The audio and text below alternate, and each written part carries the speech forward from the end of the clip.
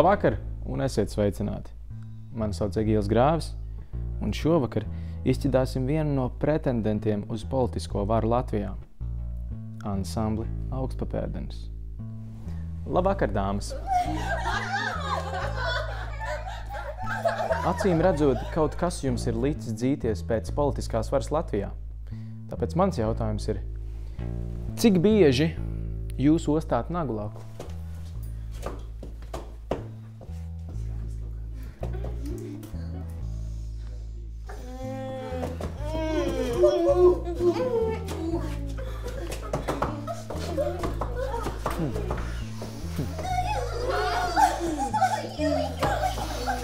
Tā jau man likās. Nē. Nu tad varbūt iesim pie svarīgākā jautājuma. Ja jūs uzvarēsiet, kāds ir plāns? Ko jūs īstenosiet? Kādas ir tālākās darbības?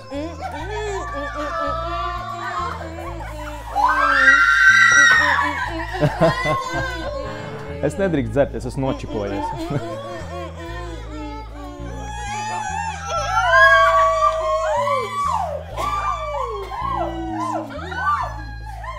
Es saprotu, plāni grandiozi, super, bet budžetā tam nav atvēlēta vietas, nesaprotu. Jūs no zila gaisa vienkārši pēkšņi finansējumu dabūsiet.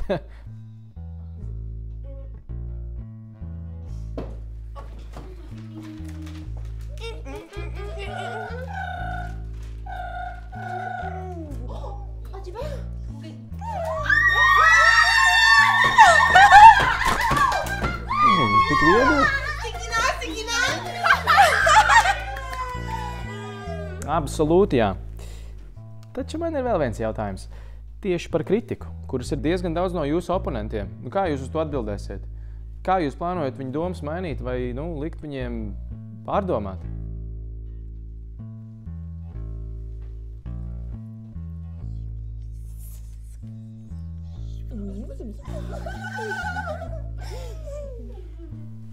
Tā garā ceļās kājās.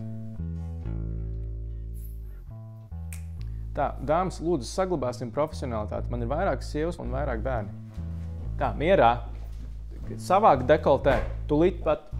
Man ir vairāk sievas un vairāk bērni. Lūdzu. Dāmas, es atvainojos. Nē. Kur jūs to apgulāt? Tā, es atvainojos, man ir vairāk bērni un vairākas ģimenes nomierināties. Par šo negāja runa. Dievs, es vēmšu no laimes. Dievs, tā kā man vectēva traktors. Ak, man Dievs, tas ir zarnu trakts. No kurienes nāk dūmi? Man liekas, es tikko zaudēju nevainību.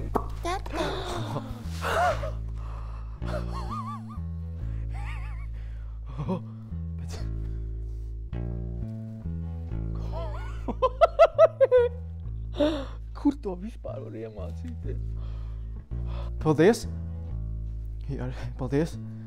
Šis bija raidījums Lauznis Augstpapēžu kurpēm politikā.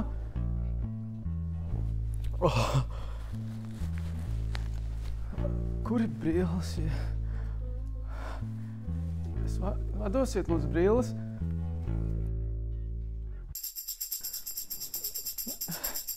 Jā, redziet ārā.